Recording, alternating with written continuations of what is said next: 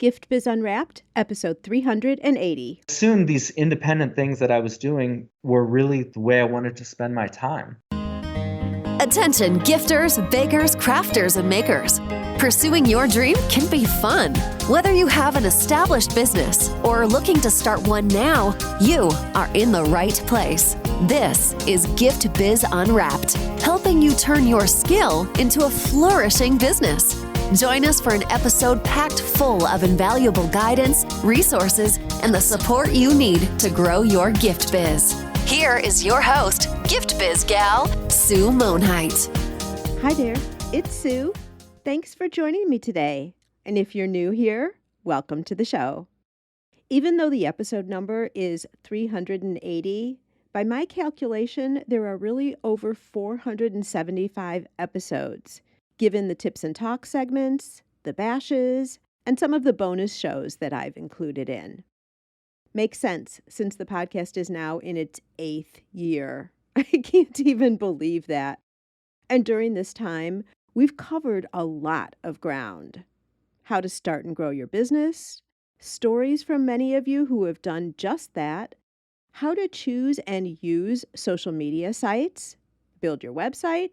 Oh my gosh, there is so much information here for you, but not necessarily easily at your fingertips. So I made a tool for you that categorizes by topic the episodes of the show, but only the ones that stay relevant over time because, yeah, there are some from past years that just don't work today. The world is changing so fast, right? You can use this tool to zero in on whatever topic you want information on at the moment. Do you want to hear from others in your specific industry? How about details on Pinterest or setting up an email strategy? You can now easily find the right episodes and create your priority listening roster. Consider this your Gift Biz Reference Center at a glance. To check it out, go to giftbizunwrapped.com/topics. It's a Google Sheet best viewable from your computer versus your phone. Make sure to look at the bottom where I have 5 separate sections laid out for easy topic reference, kind of like chapters of a book. I've never seen another podcast do this, and I honestly wish they would. It makes listening to the shows you need at the moment so much easier. Again, to see the Gift Biz Reference Center, go to giftbizunwrapped.com/topics. Today, I have a really strong show lined up for you. You're going to hear how Doug reflected on his life and thought about where he was spending his time.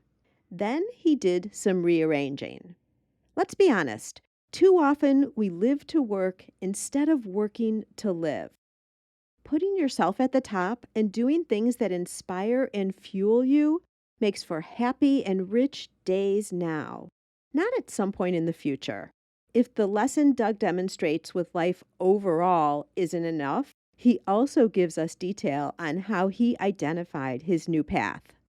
This is the perfect case study, if you will, on how to start and grow your handmade business, allowing your interests and passions to be included in your life every single day.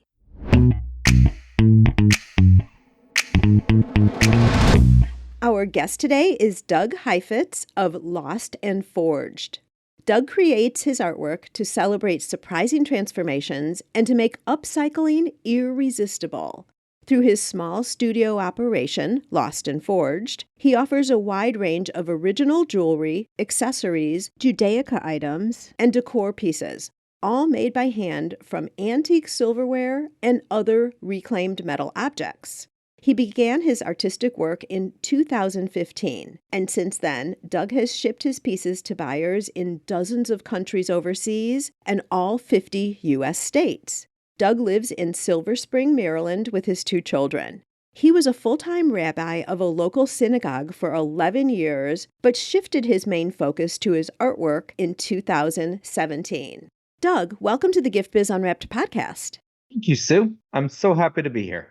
I am really excited to dive into your story. You've got a lot of interesting things going on that I am planning to uncover here. Fantastic. But first, before we do that, I'd love for you to describe yourself in a little bit of a different way, kind of a creative angle, which I know you're all about creative. That is through a motivational candle. So if you were to make a candle that just really resonates with you, what would it look like by color and quote? My candle. It's such a great question, first of all. And now it makes me actually want to go make candles. I am not a candle maker, but it's piqued my interest. But the candle that I would make for my motivational candle would be on the bright side of a coppery orange, and it would be metallic. Orange is playful and energizing, and my work really draws on playful, whimsical energy. It would be metallic because metal is always connected to the earth, first of all, and metal can always be reshaped. To me, metal stands for the opportunity to transform ourselves, to transform our world, certainly to transform a piece of metal for starters. The quote on my candle would come from Al Hirschfeld, who was a cartoonist, caricaturist. And he said, "Artists are just children who refuse to put down their crayons." And to Ooh. me, to really get into the spirit of my work, especially when I'm creating something new, I need that playful spirit and that confidence that's not about being judged. It's not about thinking about how it will be critically received, but about drawing on a playful spirit and doing something whimsical, doing something new, doing something that intrigues me, and then gradually making it better.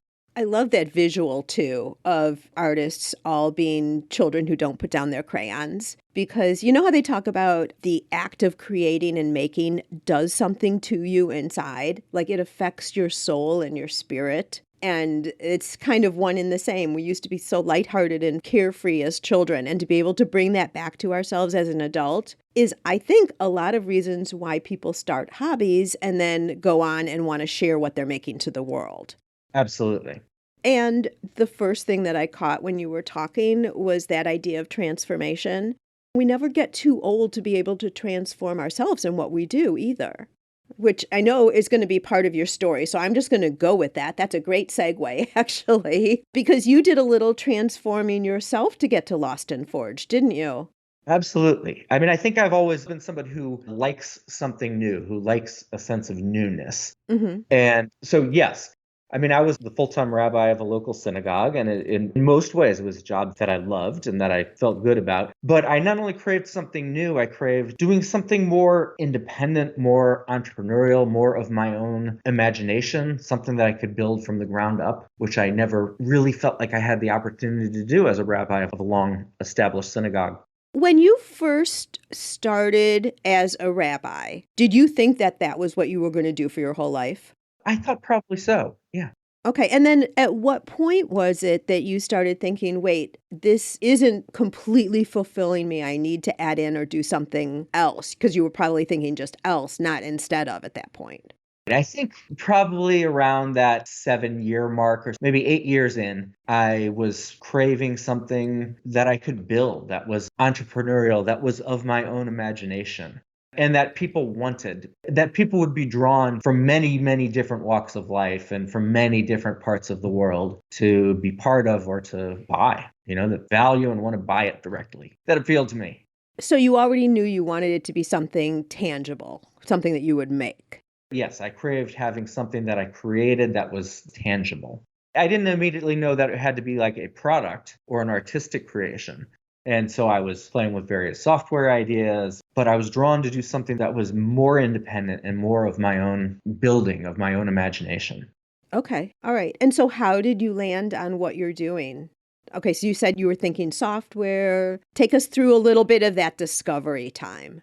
Okay, so there were a few things that I was putting some energy into, and some of them intersected with the congregation, although I ended up feeling like these weren't what the congregation was wanting and needing. So I made a few mobile games for iPhones and Android through the synagogue with a religious school class, with another student who was interested. And these were games that belonged to the synagogue that had a certain degree of success. But I didn't have technical coding skills as a game developer. And also eventually it came back to the fact that I wasn't really a gamer. And these weren't things that I was passionate about, although it was a fun idea. I had a business partner. We had a very ambitious software project to build a multi-faith web service for the study and discussion of the sacred writings of the world's different religious traditions. And that was very exciting.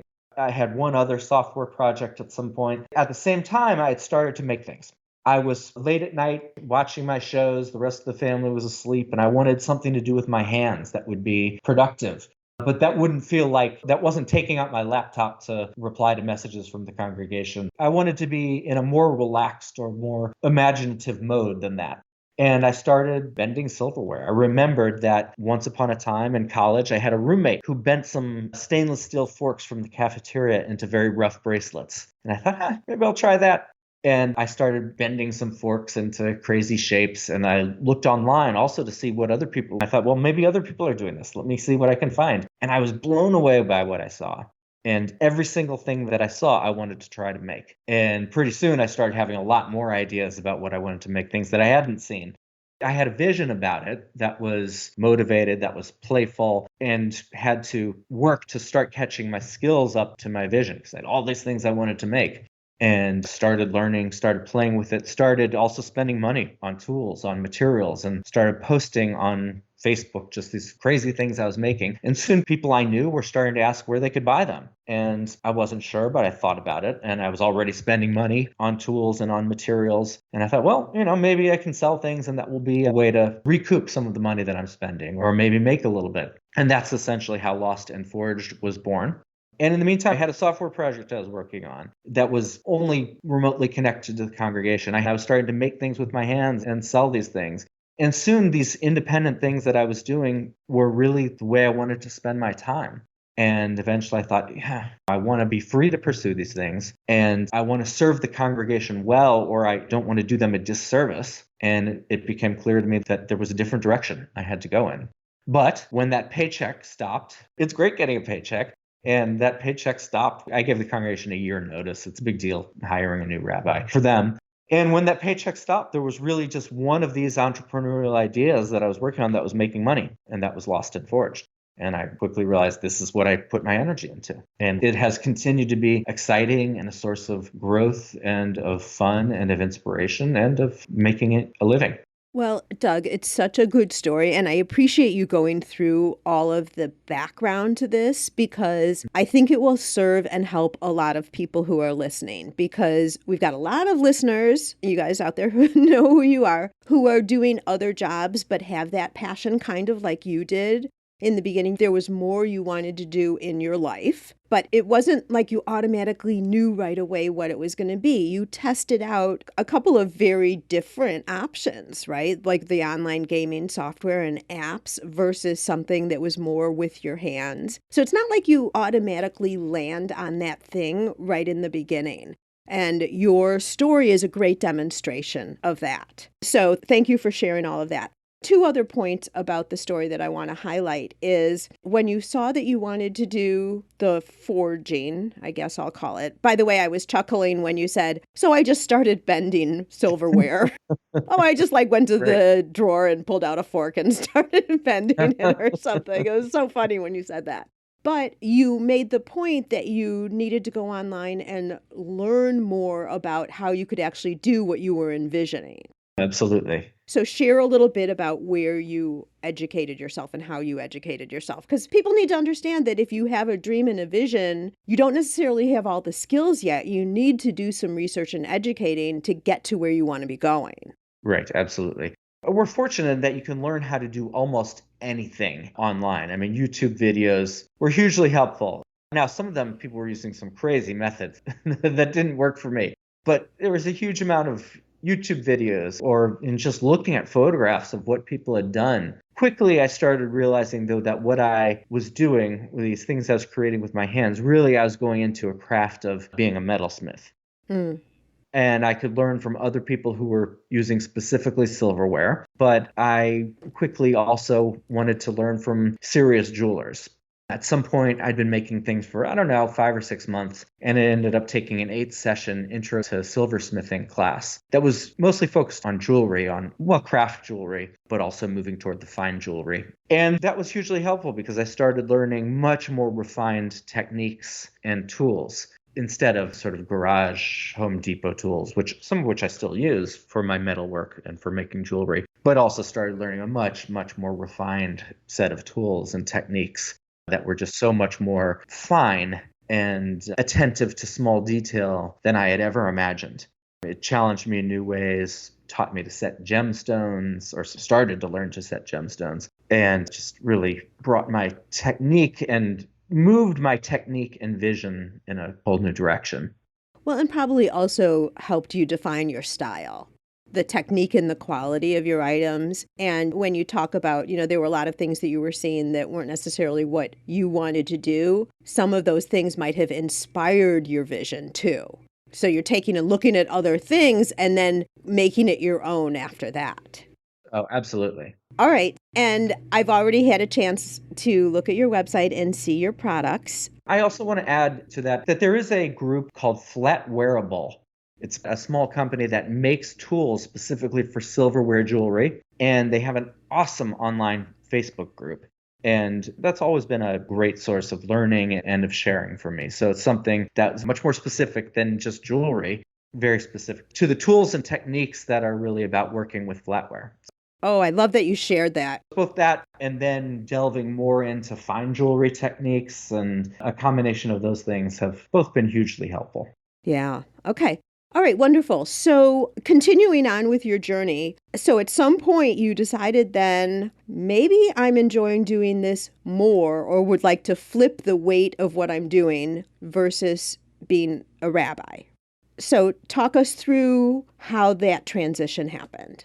I am a rabbi, both in my training, my identity, and I still work as a rabbi, but in a much lower key way, much less amount of my time. Would it be right to say that you flipped, like it used to be that being a rabbi and all that you did with that was your major thing, and now Lost and Forged is your major focus?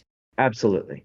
So at some point I felt like a rabbi who moonlit as an entrepreneur and as a metalsmith, and now I'm a metalsmith who moonlights as a rabbi. Got it. In terms of my professional time. Well, it sounds like you enjoy both, and so this was just readjusting to fit what your desires were. Absolutely. Okay, and so you said you gave them notice. A year. A year notice.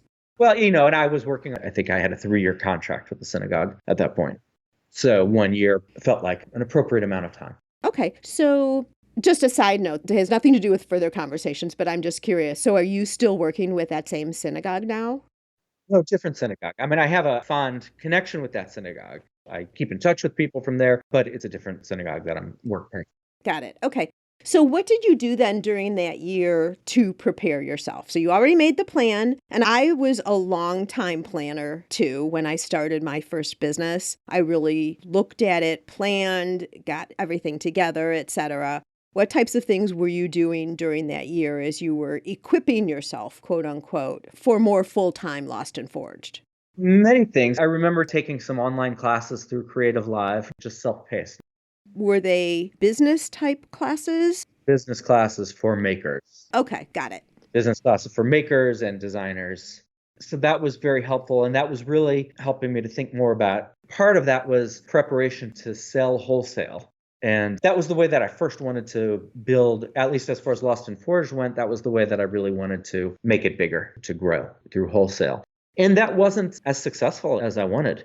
But I think it helped me straighten out my pricing. It helped me think through my pricing much more clearly. I think there were a lot of things that were helpful about that, even though the wholesale direction that I was planning to go was not sufficient in the end. Okay. And were you doing that during this year period, this transition period? I was certainly taking some of those classes and thinking about how to build my business in a wholesale direction. Okay.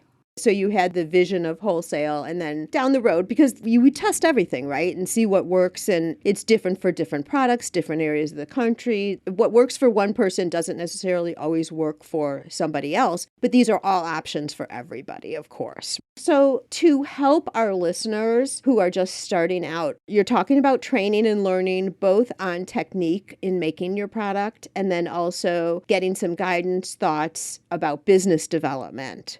What specifically did you do as you were starting Lost and Forged? What were the very first steps you took? I mean, I thought of a name. Mm-hmm. And where did this come from? I mean, the first things that I did before I thought about it as a business, I just created things and I shared them with the world. I was excited about them. I think for a lot of people, there is a hesitancy to share. And for me, it's the opposite. I'm always very excited to share. Like, I can't wait to share what I've done. Oh my gosh, Doug, I am so glad you brought that up because you are absolutely right. I think people want to stay in a private box where people that they know don't see them until they're successful. But Right. the people who you know and who already care about you, family and friends, are the best people to try things out with because you already have a relationship with them. The worst thing that's going to happen is it's not going to work, right? And that's fine. They still love you. Everything is fine. But you were talking about in the very beginning, before we are at the question I'm asking you now, when you start your name, when you figure out what the name of the business is going to be, you already told me that you had people who are interested in buying your product. Early on, people were buying. From early on. And that's validation that what you're making, people have an interest in. If it's the right audience, they're willing to buy. So validating is absolutely the best thing that you can do. And I've been trying to drive this into everybody, and you're a demonstration of doing it perfectly. So before you even start your business, before you even name it, you're seeing that there's a market for your product. So that's amazing. Okay, take it away. I just had to interject there. You're reinforcing something I talk about regularly, so I had to say that. Yes. So that's always been super important. I mean, the sharing with people has always fueled what I do. It has been part of the most important inspiration. So I was making things, I was sharing, I was learning to make, broadening the types of things I made, learning to make them better, and eventually started, because I was selling things, started to envision it. Because I was selling things and because I was interested in entrepreneurship and in my own path as an entrepreneur, started thinking about it as a business. I picked a name. At some point in that next year, I mean, this is still a couple of years before I quit my day job. That's incorporated as or registered as an LLC, started an Etsy shop, eventually started a website, and was also doing more craft shows and art shows. Okay, that's a lot. That's a lot right there. Okay, so you registered as an LLC, which was fabulous. How did you decide on your name? Lost and Forged. To me, it was the simplest phrase that described what I do. Both, I mean, it's a little bit of a pun. It sounds like lost and found, but I'm dealing with old objects that I'm transforming with metalwork techniques. Mm-hmm. And so did you check to make sure that no one else had the name, that you could get the URL, like all that kind of thing? All of that. And you were lucky, which means it was meant to be, Doug. Right. Well, and I think I wouldn't have gone very far with the name if I wouldn't have. I was busy checking those things as I thought of the name. Right. And I lived in a space where I was excited about doing those kinds of things. What was I craving at that stage of my life? Building something new, building something from the ground up, sort of helping to choose or formulate its identity. I had almost the compulsive tendency to look up domain names, things like that. Got it. Okay. For any business idea that I had. And here was a business idea that was, where I was already busy making things. So of course I was going to think about its identity and its name and not go very far with that name if it weren't sort of available, if it were heavily associated with another brand or business or. Very smart, because then there's the confusion. And if you have a name that someone else has, or you have to add how people add numbers or put underline marks in between words and all of that, that just causes confusion. So that was really, really smart to do. I think it would be possible to put too much energy into that too early. You don't want to create, like you said, validating is more important than sort of brand identity at first. Yeah, I mean, I say that and I really wanted to emphasize it because I'll find a number of people who the very first thing they do is decide the name because that's a fun project to do. It's very visionary and all that. It is fun, right? Yeah, but then sometimes they land on a name and go through LLC registration or whatever, and then 2 years later, their name is completely disconnected from what they're actually selling. That's right. So then they have to go back and do that. So that's the reason it's so important to wait. You can still be searching and thinking, but hold off on doing anything first. Right. I guess I sort of stumbled into those steps in the right order, I guess. No, you're amazing. You are amazing. So I would love to chat both about your online presence and the craft shows, but I want to take them separately. So let's start with the online presence. So the first thing you did there was Etsy, I'm thinking, versus your own website. Well, sometime around the same time, I both started my Etsy shop and started an early version of my website. It was a WordPress website, I believe. Mm-hmm. And it was very short-lived. I mean, ever since, so that was maybe the fall of 2015 or so. And then started making things in the summer of 2015, like in June. And then in the fall, I think I both started my Etsy shop and around the same time built a WordPress website, which I kind of knew how to do. Why did you do both at the same time? I don't even remember. I mean, I built my own website because I think, Overachiever. yeah, I guess so. I was excited about creating and launching a business. I think I kind of knew how to build a WordPress website and it seemed doable. And then Etsy does a great job of making it really easy to start your shop or your store or whatever they call it. The tech skills that you need to get up and running on Etsy are negligible. They make it very approachable and they're amazing at that. And they also bring you at that time, maybe still, but certainly at that time, 2015, you could get traffic on Etsy. Are you on both still today, or? I still am on both. I put a lot more effort into my own website, but I still am on Etsy and appreciate Etsy for a lot of reasons. Well, and I would say that there's different audiences that see you on different places too. There are people that will run into you on Etsy who may never discover your website first, because they're on Etsy searching. So 2 different places online, 2 different audiences, 2 sets of opportunity. Absolutely. It was a long time before a stranger would discover my website. Right. Whereas strangers would find me on Etsy from early on. I mean, I think it took me a couple of months to make the first sale on Etsy, but that was long before I made a first sale to a stranger on my own website. Mm-hmm. It just couldn't have happened on my own. You build a website, even if it's an amazing website, nobody will find it at first. You have to send people there. You have to get people over there. You have to send people there, and then eventually it can build up ways that it can bring in more than just the people you send. Right. So that WordPress website was very short-lived. I think it was by spring of 2016 or so that I built it on Shopify instead, and that's still what I'm using. Amen to that. Shopify is my go-to and suggestion for everyone, so I'm glad you said that. I actually have one website. My Gift Biz Unwrapped website is a WordPress website, the one connected with the podcast. And my other business is a Shopify site. So I have experience with both, but love Shopify. And I'm thrilled that you are reinforcing that. I think if somebody wants to do e-commerce, not just a website where you show things and can, if you just want a website that's a gallery, I'm sure there's a lot of good ways to do that. But if you want an e-commerce website, unless Shopify is just hugely helpful. Yes, absolutely, for sure. And in having looked at your website, I also love, and I think it's a great practice, that you also show the shows that you're going to be at. That's all listed on the website, and we'll start talking about the shows in a minute. You also have a blog there. Yes. Which I find very interesting. And I took a peek at a couple of the articles. You take a broad range to what a blog could be. Like I've seen that you put the articles that have been in the press as part of your blog. I also saw a couple videos there, right? Yes, absolutely. What is your thinking in terms of what the blog does to reinforce the business? Isn't this a fascinating conversation? We're going to take a short break here and then come right back.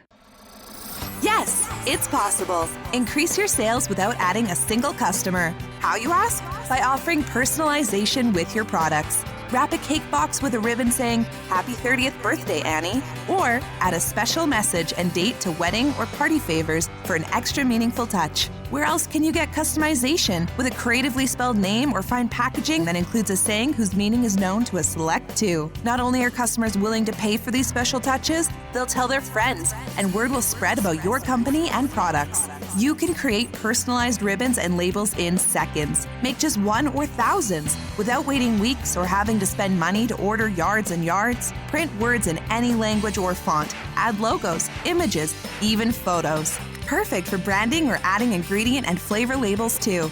For more information, go to theribbonprintcompany.com.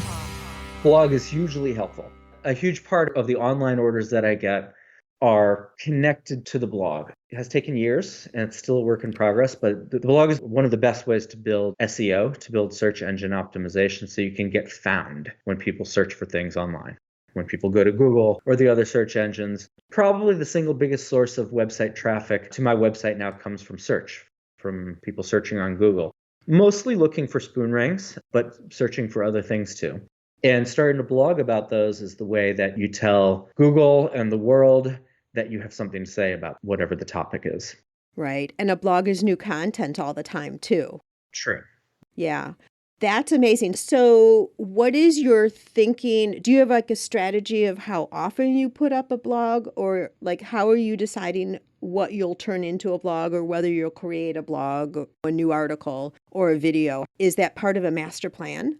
Be honest. I don't know if I I heard that hesitation there.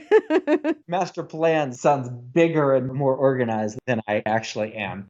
So, I mean, it's some combination of when I need to and when I can. Okay. All right. But you definitely see the importance because I see some consistency there. Absolutely. So, the other big way that I send people to my website is through my email list. And when I have something that I want to email out, if it's not like a product or a collection, when I send an email to my customer list or to my list, and there's about 3,000 people on the list or so, and I try to email them about once a week, I need to have somewhere to send them. Every time I send an email, I want to have a place to send them. And basically, I want it to be somewhere on my website. And so often it's when I think about where to send them on my website, I realize I need a new blog entry. I need a new place to send them, because if it's not a product page or a collection page, then I need a place to send them, and likely that is going to be a blog article. When I create a new blog entry, a new blog post, that's often my answer to where to send my list on my website. Okay, so your email is kind of the trigger reminder. Very often. Like, oh, I can't just send this email out without some place to send them on my website. So the blog entry. So that's why, for example, when there's press, I'll at least put some of that press on the blog post as a place to send them. Oh, here's this new article. I could just send them to that media outlet, but it takes a lot of work to drive traffic. To send my list to check something out online, that takes a lot of work. And in the end, I don't just want to send them to somewhere else on the internet. I want to send them to my website. Then maybe from there to the magazine or newspaper or whoever was kind enough to publish something about me. Right. First, I want them to my website to check it out. Yeah, no, that's an excellent point. And I think you're the first person I've ever seen really doing it that way, because what you've done is you've taken pictures of the article and then have it as an image in a blog. Right. Maybe a little bit of the text separately, but yeah, so people can check out some of it. And then if they want the full article, usually they can click over to the publication. Yeah, that's perfect. Do you ever talk about like, oh, I was so excited to be featured. I was a little nervous. It's the first time I've ever done a television interview or something like. Do you ever give any like personal background to the article? Interesting. I don't know if I have. That would be a great thing to do. Yeah, just a little behind the scenes of how you felt, and then look, it resulted in this article. How exciting and fun. Read more wherever. That's a great idea. I like it. It's just so interesting always for other people to hear how these things develop and how they happen, or even that they called you up out of the blue and you were so shocked or whatever. I don't know. And you were actually working on this ring. Go see the ring I was working on. And here's the link. That's a great idea. Yes. In my blog post at the end, there's always linked to different products and things that people can check out. Right. But sometimes there might be a better way to, sometimes those products are closely related to the article and sometimes there's not. And there's room for me to share more of that.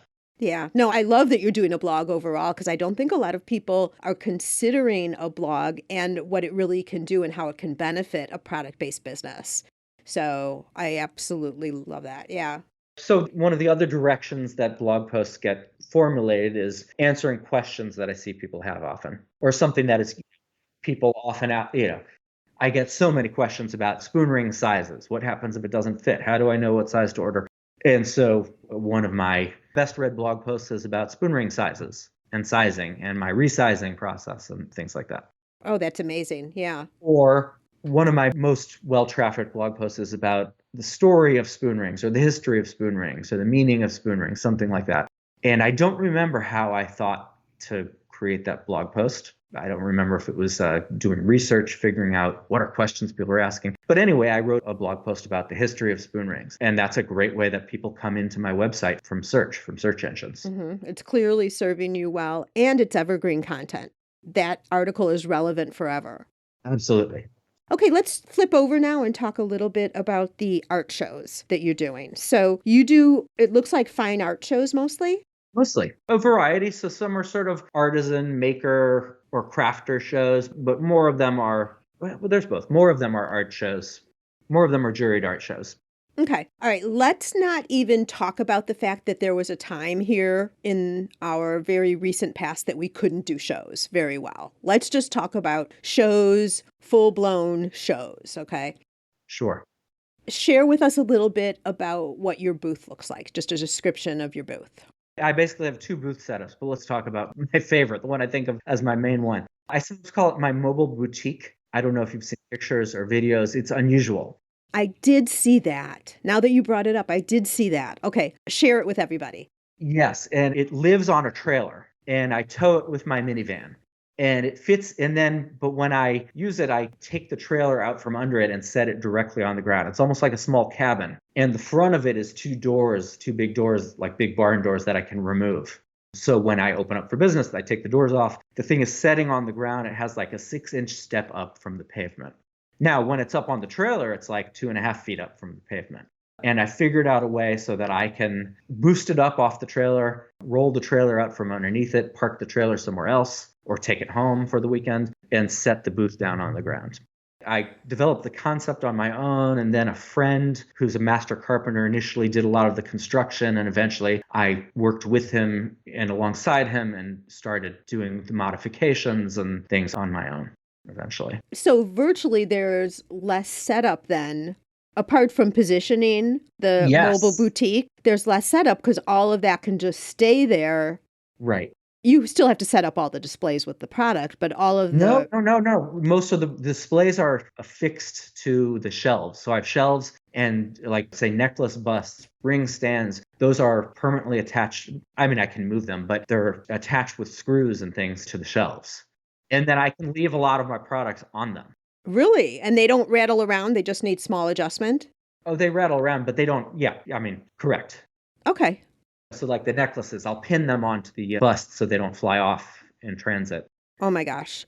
And then I take out the pins that would show so that they're just showing. And so they can come off easily when people want to try them on or buy them. That sounds like a dream because setup can be so tedious, especially when you have smaller pieces, lots of smaller pieces. Right. And I want to show like 250 pieces. Whoa. Yeah, I mean, a lot of them are rings, a lot of them are small, and they have to show. It's not like they're in a bin. I mean, everybody has their different pain points during setup. So I don't want to dismiss the work that other people do, but a painter or a 2D artist can have a bin of prints that people leaf through. And that's fine, but I don't display anything that way. Right. Each piece shows, or it's just in storage, or it's just in reserve. And then to set up each piece so that it showed, it was killing me. It was driving me crazy. And then the wind would come and knock everything over. And I just couldn't do this. And it was also hard to think about ways to show that were like true to me and true to my brand. To do that, I was creating sort of big, ambitious displays that were really difficult to carry around and really difficult to set up. And still the wind would sometimes knock things over. And it was grueling and it was hard and it was driving me crazy. And I just thought, I can't do this. There has to be a better way. Yeah, for sure. Okay, so if anyone wants to see your mobile boutique, where would an image be that they could see?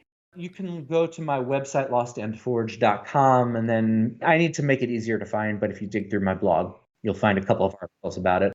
And then also on my email list, at the bottom of there's sort of a collage, like a 4-photo collage at the bottom, and one of them is always of the Boom Boutique. I think that's probably where I saw it, actually. Oh, maybe so. Probably at the bottom of the email.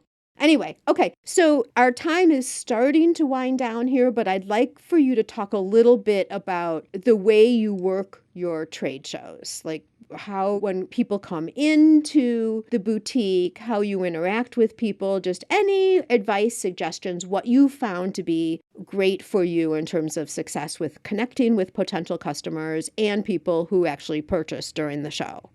Okay. So first of all, shows are, I mean, as much as I can talk about the difficulty, shows are just great. It is my chance to share and to show off, and it's tons of fun. And I learned early on that started to really inspire me and help me to take my work much more seriously, seeing how people responded to my pieces in person. And so I want to be ready. I say hello to everybody. I mean, occasionally if it's so crowded or something, maybe somebody comes in and I don't get to, but my goal is always to say hello to everybody, talk to everybody, and try to engage with every person who comes in. I want to show them, I want to do as much as I can early on to help them understand what my work is about, ideally from before they even get into the booth.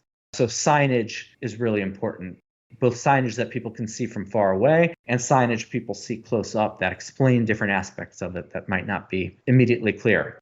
I try to immediately show people something that I think will surprise them. I expect people to have often seen spoon rings, something made from the handle of a spoon, but I try to show them something that they haven't seen before. So a ring that's made from an entire spoon, for example, an entire, usually very small spoon, and usually people haven't seen that before. Or a ring that is not only a spoon ring, but that has gemstones, real gemstones that I've set as a jeweler would, and people very often haven't seen that before. Or something else like, one of my candlesticks where I show them this twisty looking candlestick that looks like a tree. It has tree roots at the bottom. And I say, this candlestick used to be a whole dinner fork until I transformed it. And partly because that's the fun for me. I mean, I get to see how they respond, and people often respond with this surprise and delight or a double take that is just tons of fun, that fuels me. And anyway, these are ways that I immediately try to show them something they haven't, that both educates them about my work is, and hopefully gives them a sense of surprise and of delight or of fun. And it's serving them and it's serving me and it's educating them about my work. And in some sense, like I'm there to sell. And the sales are extremely important to me. But in the moment, it's not super important that the person buys something. I just want to share. And I want them to have fun at my booth and to see something that they enjoy and find interesting. If people, eventually, almost everybody who spends time there, I do ask them to sign up for my email list, usually. And if people ask me for a business card, I do not have them there. I don't have business cards there. Is there a reason? Yes, because, the first time was because I forgot my business cards. But I had for any number of weeks or months at shows, and I was doing more small, like farmers markets and little craft shows back then. So I was doing more of them. And I had been trying to get people to sign up for my email list, and basically they wouldn't. Basically, they were like, I have your card. Oh, it's a nice excuse for them not to share their email, right? Right. So one day I actually went to the trouble of I had an iPad that was just there so people would sign up and nobody would do it. Or if they did, it felt like they were doing me a big favor. Which then kind of decreases all of the goodwill from your initial interactions with them. A little bit. Right. It wasn't working. People would take business cards and maybe they would get in touch with me. Probably not. I mean, when I take a business card, often I lose it. But this one day I forgot my business cards, or they were in the car and I didn't have time to get them because the show was starting or something. And that day, way more people signed up for my email list. There you go. I made it a practice of never having business cards in the booth. Now it's like I'm responding to their request. People say, do you have a card, or how can I get in touch with you? I ask them to sign up and I'm being responsive to their need. Oh, yeah. You're flipping the script there. And I also eventually started also saying, well, you get a 15% discount. You get a little discount if you sign up for my list. Yeah. That's also motivating, but right. So yes. Do you ever do like a drawing for a free piece or something if they sign up? Not as part of the sign up, but I have done that as I've had social media contests where I have a giveaway.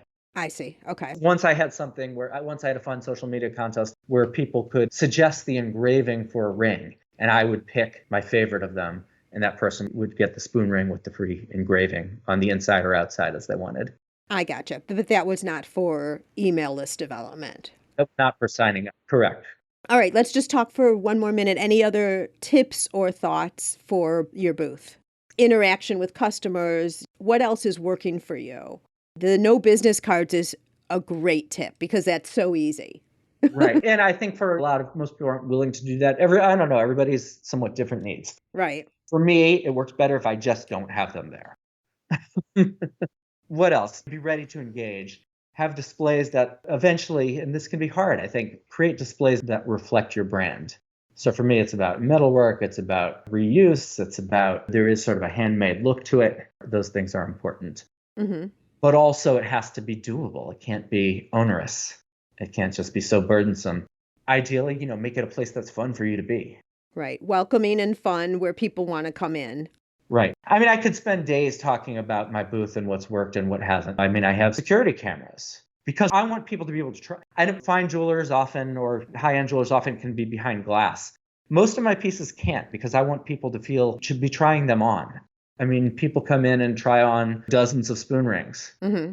And then also part of the fun of my business is that I resize the spoon rings for them right there on the spot. And for a lot of people, it's the closest they ever get to working metalsmith, creating something for them, because I'm resizing it for them on the spot using these goofy old tools and saying funny things about it. Oh, that's cool because that's kind of a little demo too. Absolutely. So first of all, I'm resizing spoon rings and that's its own little demonstration. And then people feel like it's custom made for them because I've resized it for them on the spot using funky, old looking metalsmith tools. But then I do also have a demonstration bench where I'm often, especially things where I have it set up showing forks that I've been transforming, where I've been sculpting the fork tines sort of. So sometimes I'm actually making things on that little demonstration bench. Other times it's just set up to sort of display the materials, show forks in the mid process of being transformed.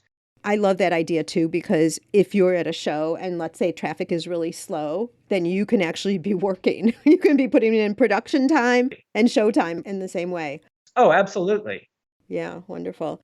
Oh my gosh, Doug, this is so amazing. You're right. We could go on talking for days because I could think of a list of questions that I'd want to ask. But for now, I think the best thing would be for us to direct our listeners to where they can see more, have some demonstration of what you're doing, like the blog and all of that. So where's the best place online where you would like to send people? Best place to find me online and to learn about me and about my work is my website, lostandforged.com. You spell out the word and, lost, sort of like lost and found, but lost and forged metalwork. And my blog is part of the website, all my products, the online store, it's all part of the same website. That's the best place to go. Okay, and I think you had something to offer us today too? I do. So I always offer, if you sign up for my email list, you always get a 15% discount for your first order within 2 weeks. But for listeners of the show, I'm offering a 20% discount on the spoon ring of your choice. And there's all kinds of fun spoon rings. And so the gift code or discount code is Unwrapped. Okay. For your podcast listeners, Sue. And that's for the first 2 weeks after this podcast airs. So it's the last 2 weeks of July. You can get a 20% discount off of any spoon ring from my website using the gift code Unwrapped. Perfect. So then you have until July 31st, 2022 to take advantage of the 20% off gift that Doug's given us. So that's amazing, Doug. Thank you so much. You better have a lot of rings there for us to choose from. Oh, I do. Okay, wonderful.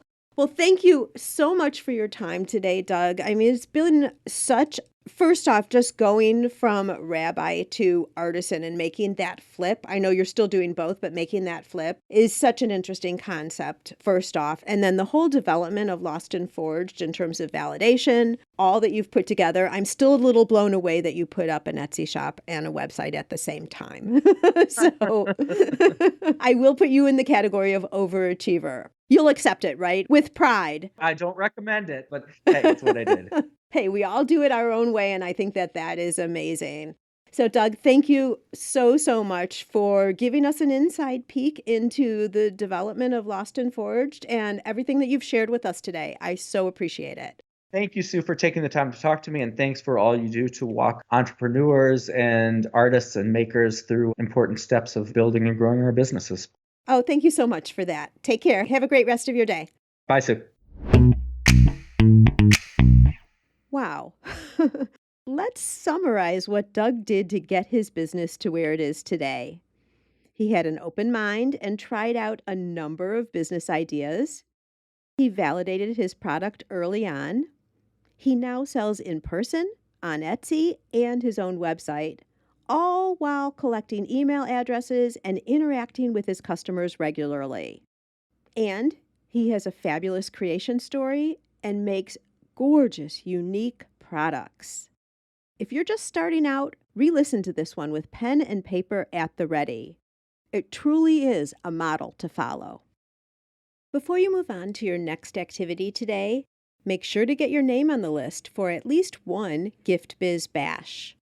You can see the dates and times for upcoming sessions and get signed up over at giftbizunwrapped.com/bash.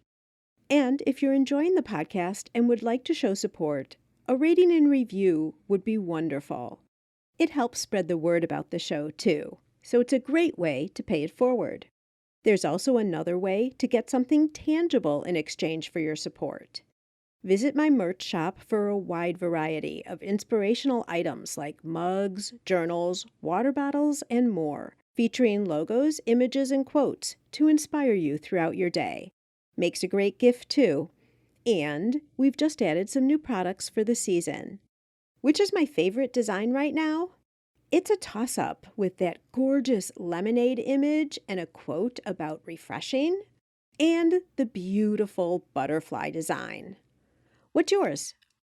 Turnaround is quick and the quality is top-notch. Nothing but the best for you. Take a look at all the options at giftbizunwrapped.com/shop. All proceeds from these purchases helps me offset the costs of producing this podcast. And now, be safe and well, and I'll see you again next time on the Gift Biz Unwrapped podcast. I want to make sure you're familiar with my free Facebook group called Gift Biz Breeze. It's a place where we all gather and are a community to support each other. I've got a really fun post in there that's my favorite of the week, I have to say, where I invite all of you to share what you're doing, to show pictures of your product, to show what you're working on for the week, to get reaction from other people, and just for fun because we all get to see the wonderful products that everybody in the community is making. My favorite post every single week, without doubt. Wait, what? Aren't you part of the group already? If not, make sure to jump over to Facebook and search for the group Gift Biz Breeze. Don't delay. Come join us in Gift Biz Breeze today.